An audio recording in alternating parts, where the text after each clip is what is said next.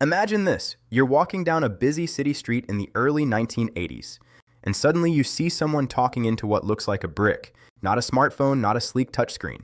A giant plastic device with a long antenna sticking out of the top. People stop and stare. Some are curious, some are confused. Some are thinking, who on earth carries a phone like that? But what they were witnessing was something extraordinary. For the first time in history, someone could make a phone call while walking down the street. No wires, no phone booths, no waiting until you got home. Just you and a phone anywhere. It might sound normal today, but back then, it felt like something straight out of science fiction. Today on TechVibes, we're diving into the incredible story of the first mobile phones, how they were invented, why they looked like giant bricks, and how they started a communication revolution that eventually led to the smartphones in our pockets today. And if you remember the days of giant antennas and expensive phone calls, this story is going to bring back some serious memories. To really understand how mobile phones were born, we need to go back to a time when communication looked completely different. Before smartphones, before texting, before email, even before most people had answering machines. For decades, the telephone was tied to one place, your home or your office. If someone wanted to reach you, they called the phone attached to your wall, and if you weren't there, well, they simply missed you. It's strange to think about today, but being unreachable used to be normal. People disappeared for hours, sometimes days, without anyone being able to contact them. And for a long time, engineers dreamed about changing that. They imagined a world where phones weren't stuck in houses, a world where people could carry communication with them. But turning that dream into reality wasn't easy, because early radio technology was bulky, expensive, and complicated. Still, companies kept trying. In the 1940s and 50s, the first attempts at mobile communication appeared in cars. These early car phones were massive systems installed inside vehicles. The equipment filled entire trunks, and the calls weren't cheap. In fact, only a handful of people could use them at once because the radio frequencies were limited. It was impressive technology for the time, but it wasn't exactly portable. The real breakthrough came decades later. In the early 1970s, engineers at Motorola were working on something radical. They wanted to build a phone that didn't belong to a car or a building. A phone you could carry in your hand.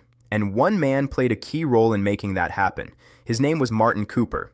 Cooper believed communication should belong to people, not places, so his team began developing a handheld mobile phone.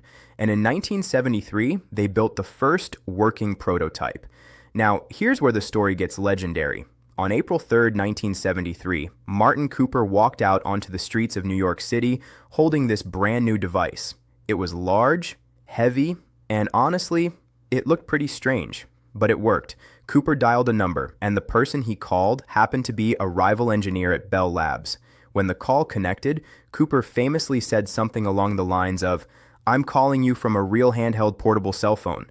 Just imagine that moment, standing on a sidewalk in Manhattan, making the first handheld mobile phone call in history. It must have felt like stepping into the future. Of course, that prototype was far from ready for everyday use. The device weighed about 2.5 pounds. That's more than a kilogram. The battery lasted about 30 minutes of talk time, and charging it could take nearly 10 hours. Still, it proved something important. Portable phones were possible, and over the next decade, companies worked hard to turn that idea into a real product. Finally, in 1983, the first commercially available handheld mobile phone arrived, the Motorola Dynatac 8000X. If you've ever seen old photos of early cell phones, this is probably the one you remember. Tall, rectangular, with a long antenna sticking out of the top. People quickly gave it a nickname, the Brick, and honestly, the name fit perfectly. The phone weighed nearly 2 pounds and looked like something you could use to build a wall. But despite its size, people were fascinated. For the first time, anyone could walk around while talking on a phone. You didn't need to find a payphone. You didn't need to be in your office. You could call someone from the street, from a car, from almost anywhere. But there was one big catch: the price. The Motorola Dynatac cost about $3,995 in 1983. That's more than $11,000 in today's money.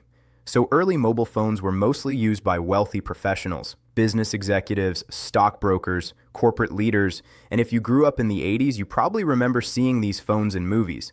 Big businessmen making deals from giant cell phones. Wall Street traders talking while walking through airports. Owning one of these phones was a status symbol. It told the world something important. You were connected, you were important. People needed to reach you. But technology didn't stop there. Throughout the late 80s and early 90s, mobile phones began evolving rapidly. Phones started getting smaller, networks improved, battery life got better, manufacturers experimented with new designs.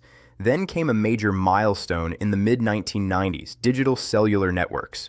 These networks allowed more people to make calls at the same time. Call quality improved, and phones started becoming affordable for regular consumers. Suddenly, mobile phones weren't just for executives, they were for everyone. And if you grew up in that era, you probably remember the excitement. Phones with flip covers, phones with removable batteries, phones with tiny monochrome screens, and eventually, texting. The first SMS message was sent in 1992. At first, hardly anyone noticed, but within a few years, texting exploded in popularity. Suddenly, phones weren't just for talking anymore. They were for quick messages, jokes, conversations. And mobile phones slowly became something more than just communication tools. They became part of everyday life. Then came the early 2000s. Phones kept shrinking, features kept growing, cameras appeared, color screens arrived, ringtones became a cultural phenomenon. People customized their phones, downloaded games, changed wallpapers. But the real transformation came in 2007. That's when Apple introduced the iPhone, and everything changed again. Suddenly, phones weren't just phones. They were pocket computers, internet browsers, music players, cameras, maps, gaming consoles, everything in one device. Compared to that, the old brick phones looked like ancient artifacts. But without those early mobile phones, none of this would exist. Those giant bricks paved the way for everything we use today. And even though they look clunky now, they represented something magical: freedom, the ability to talk to someone from almost anywhere on Earth. If you think about it, that idea still feels incredible. By the way, if stories like this bring back memories of early technology, take a moment to like the video, share it with someone who remembers their first cell phone, and subscribe to TechVibes for more nostalgic tech stories. Because the history of technology is filled with amazing moments like this. And the birth of the mobile phone might be one of the most important. It's funny to look back at those early mobile phones today. They were huge, heavy, expensive, and their batteries barely lasted, but they represented a giant leap forward. They proved that communication didn't have to stay tied to a wall. It could move with us. And that single idea changed the world.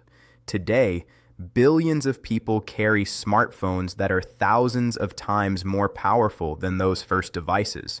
But every time we make a call, send a message, or check a notification, we're continuing a story that began with a man standing on a New York sidewalk in 1973, holding a phone that looked like a brick, a simple moment that quietly changed the future.